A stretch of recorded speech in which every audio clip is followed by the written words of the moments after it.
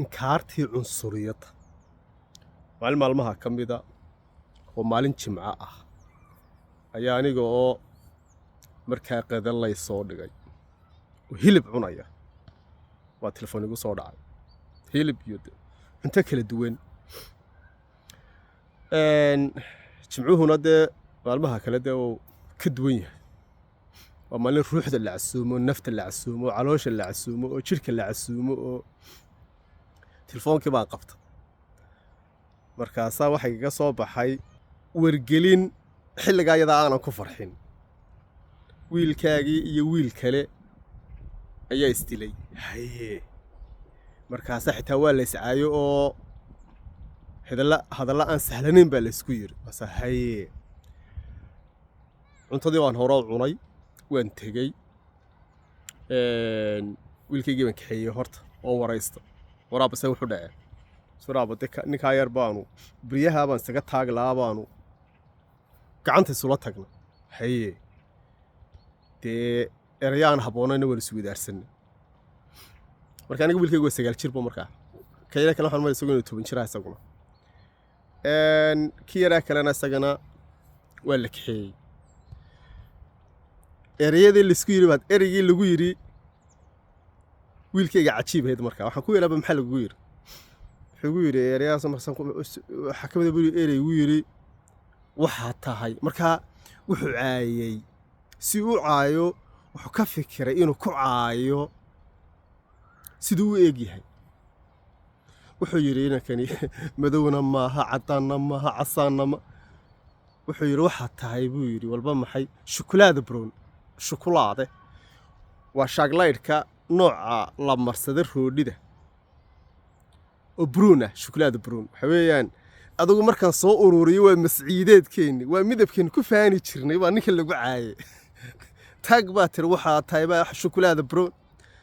waraaba masaasa ha qoladii waan wada hadalnayo ilaa iskuulkiyo markaas arinta waa cunsuriyad baa leeyahay arintaas markaan xaaska wada hadlayna arintii wada hadlayna waxa ku yiri waa inkaartii awiyasheen baan ku yiri astar maxaa dhacay asan ku inagu meeynan dadka saan cadaala ku oran jirin bal xuno saan cadaalaas inagu ba dadka ku caay jirnay baan ku yiri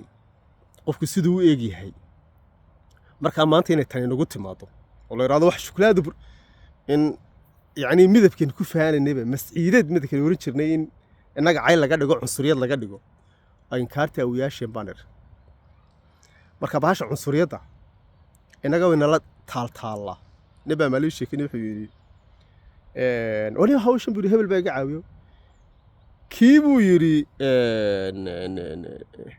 muxuu yiri tolay kii uraaga ha mirto ya aduu eray aan fiicnayno nooc hadda waa nin caawiyay oo wax u taray wadan aflagaadaynaya marka kuwii xumaaya reer hebel baalay xumee baktiyay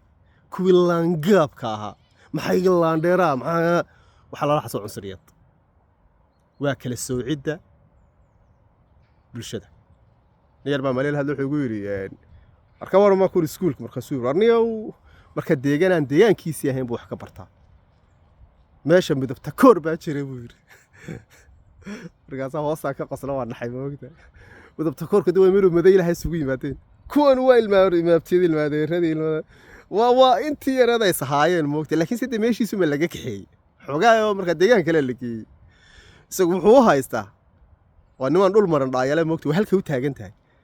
midabta koor baa meeshan ka soo waxa jiraare dadka isfahma baan ku yiri dadku dadkiini marka bahasha waynu dhaqannaa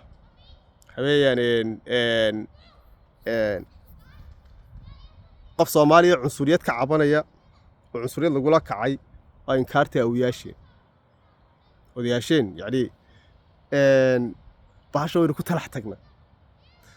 cunsuriyaddu wax kale ma aha qabyaalad xad ka goosatay inta cadcadin in dadka cadaanka waxyaabaha imka hadda socda xaweeyaan